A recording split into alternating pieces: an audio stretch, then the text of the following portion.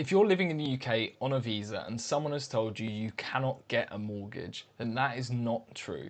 And by the end of this video today, you'll know exactly how it works. My name's Ripley. I've helped over 500 foreign nationals buy their first home in the UK on a visa.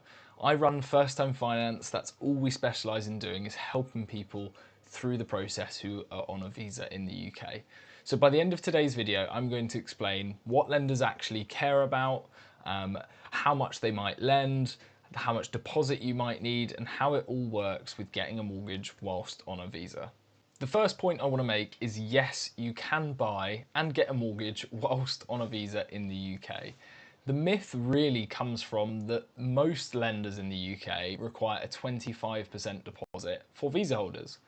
Having said that, there are hundreds of different lenders, so most is about 80 different lenders that won't, but that still leaves us with quite a lot of lenders that actually could lend to visa holders with a smaller deposit amount. So please don't believe that myth. It is possible to buy, and it can be possible to buy with as little as £5,000 or a 5% deposit, depending on your circumstances. The best way to look at this is that it's not that you can't get a mortgage, it's potentially that you've been knocking on the wrong door. It's so important for us to pick the right lender for your circumstances, and that heightens the chance of success. So what do lenders actually look for? This comes down to 4 key requirements. These are, firstly, your residency status, and that is how long you've lived in the UK, what type of visa you're on, and how long is remaining on your visa. All 3 of those points matter. The second is your deposit.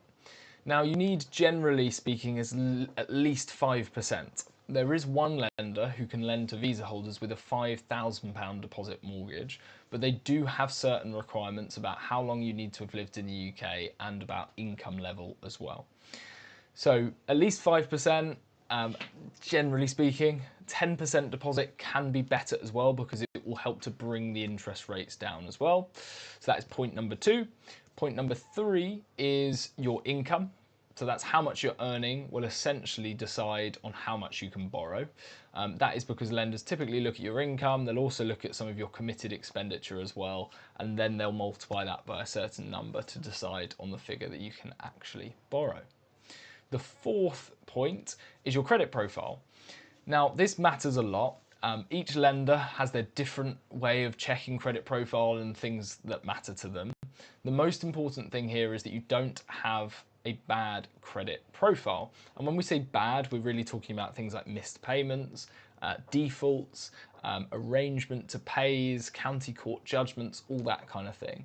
If you're not sure, it can be a good idea to have a look at your credit profile to see if there are any issues on there. If there's very, very small issues or none at all, then you'll be in a great position to buy. Now, lenders will look at all 4 of these points and all of the information in between each of them to decide on whether or not they would lend to you. And this is why it's so important that we find the right lender, because as you can imagine, it's lots of different points, lots of different information, and each lender looks at your situation differently. Now, you might be thinking, well, is the visa type I'm on acceptable to lenders? And now there are tons of visa types out there, but the vast majority are fine for lenders with either a 5% or a 10% deposit.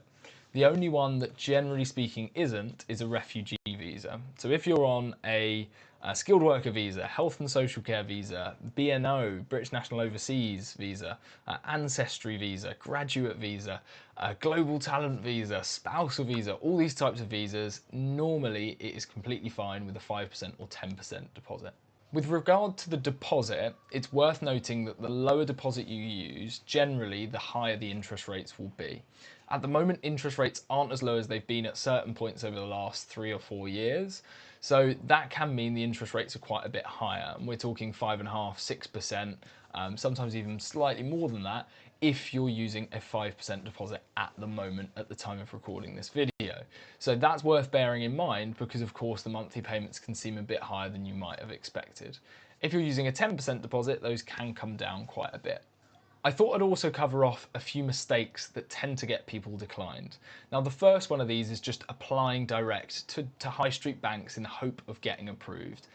When you're on a visa, it's a complex circumstance, and a lot of lenders, as I've mentioned, won't approve this. So it's not a good idea to just go around applying to different lenders blind, hoping that you'll get approved. Work with a specialist broker like ourselves at First Time Finance who can guide you through the process. Another thing we see that gets people declined is the deposit source. It's really important that this has either come from your own savings or a gift from a direct family member, or even a sale of an asset that was yours. That might be a car, it could be a house. Those could be things from a foreign country as well, from your home country, as long as we can prove the paper trail. So, can you get a mortgage in the UK without a visa? Absolutely yes. You do not need settled status or ILR. You do not need a huge deposit. It is just about understanding which lenders are best for you. Thanks for watching the video. If you like this, please subscribe and like. Drop a comment below if you've got any questions, and I'll hope to see you in the next video.